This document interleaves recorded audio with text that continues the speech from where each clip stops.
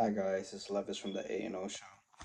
Just going over episode 2 of Monarch Legacy of Monsters. Well, not that much happened in this episode whatsoever. It was a good episode, but not that much happened.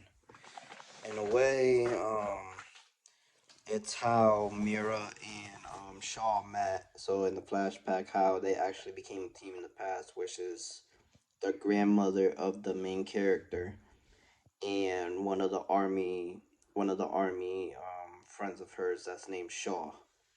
So basically, he got deployed because he was trying to help some scientists, which is the grandmother, with some scientific experimentation where she was looking for, like, I guess, seismic readings or radiation readings back, in 1959 or 48 or whatever. So, in the present, the brother, I already forgot his name. I have to remember for next time. He found a file of Shaw older, basically, that has communication with basically his part grandmother as well, and he has to do a lot with what's happening with Monarch. So, um, Kate, which is the main character, she was trying to leave back to San Francisco. She's already had enough, of what she wanted to find. She's still stricken that her dad um has a whole other family.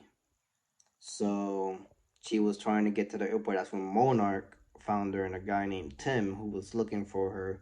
So she managed to kind of typically escape. They had a little conversation back and forth, and he wasn't trying to leave her out of his sights, but she managed to escape. And there was a whole chasing scene and everything, and until they got to a taxi car driver or whatever, then she got caught. Then they happened to crash.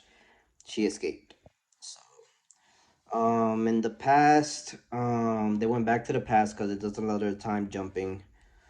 Um, just a little dynamic communication between Shaw, and what's Mura, I think her grandma. I'm just gonna call her grandmother. Um, and that's how they met the third person in the group, which I completely forgot his name, but that rounds up the trio from the past, which he's a scientist, I guess, from America or somewhere else, going after the same thing, and they actually her and him have more connection than her and Shaw, pretty much. So, um, what's it called? What happened after that? So they happen to stumble on. So they had a little argument between Shaw because he didn't have to be here. They want to continue in the jungle and stuff like that because he wasn't a believer, and so he parted ways for a while because the grandma dismissed him. So it was just two researchers, and they happened to stumble upon a submarine. With the radiation readings and stuff like that they had. So, um, and in the submarines they, I guess it was some, like, I don't know, eggs or effects or something like that, some radiation in there that was going on, but the submarine was in the middle of a jungle. And he said, oh, I guess that researcher, like, years back, was in that submarine and it escaped. Supposedly he was the only survivor, and how did it end up there? And that's a whole different thing. So, in the present, so they're trying. So the three, the girl, tech girl, the tech girl, and the boy, meet up because I guess the tech girl's got invaded, like her house got invaded because they found a signal where she was tracking the files and stuff like that. So she managed to escape, found the brother as well, which was also being hunted as well because they went to his mom's house and his mom provided a distraction to so he could escape with some file and name. I guess it's a file of older Shaw, well, where he is now. And after that, they all happen to meet up. Pretty much, the main character, Tech Girl, and the brother. and they went to go find older Shaw. And when they found him somewhere, he was older. He was in a garden somewhere, kind of like not a prison, like a house, but it's kind of like a prison house because he was on lockdown or whatever the case may be. Because Monarch got him on lockdown for the knowledge that he knows, and he manages. So, like, how do you know your father's dead? For all he knows about Monarch, they tend to keep people hidden or in prison or whoever it is. So the mystery continues of her trying to figure out what happened to her father. If he didn't really die in San Francisco, he wasn't in Japan. So where is he? So he took off his little ankle bracelet and he's like, "We got 60 seconds for you to decide, like, whether you want to go with me to go find what happened to your dad or get caught by Monarch." So obviously, you already know what happened with that decision.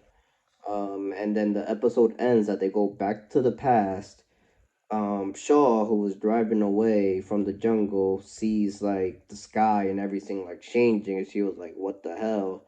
And then he hear a noise. I'm like, "Oh, let me go back towards them because they might be in danger." So he heads towards that whatever, and then the other two are still in the submarine, and from the submarine,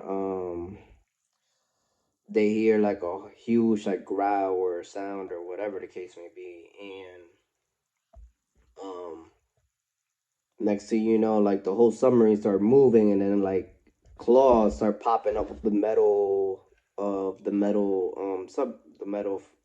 walls of the submarine, and like, oh, there's an animal attacking them, and then they find Shaw. That's why they're trying to over here trying to help them escape, and they manage to escape, and then they find out at the end that it's a dragon that was over here attacking. I guess they had a host of eggs in the submarine, and the episode ended with the dragons flying away.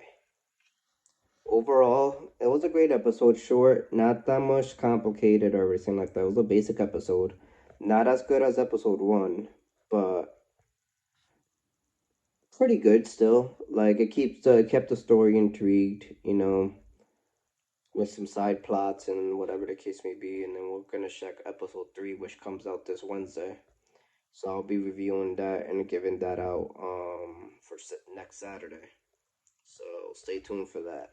Let me know what you think in the comments below. What you think of the episode. If you have time to watch, if you have Apple TV, what you think of the review and all that. Please subscribe, share, and support this channel. I would truly appreciate it. And for now, that's it for me. I'll see you next time. Bye bye.